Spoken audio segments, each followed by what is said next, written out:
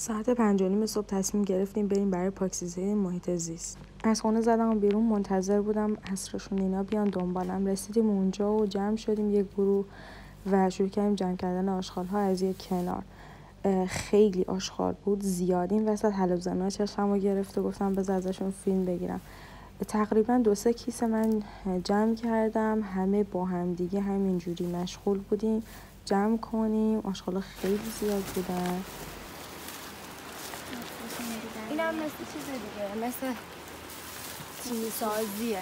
اگه آدم ها جمع بشن گروه زیاد بشن دیگه هیچ آشغالی نمیمونه. دقیقاً هم خیلی سریع‌تر اتفاق میفته. شاید یه عده بگن این کار شوافه، ولی به نظرم شواف کنیم تا یاد بگیرن مردم آشغال نریزن، سواحل رو کثیف نکنن. حتی برای زندگی موجودات زنده هم خوب نیست. بعد از 2 ساعت مداوم تمام شدن. این پاکسازی محیط زیست انجام شد و محیط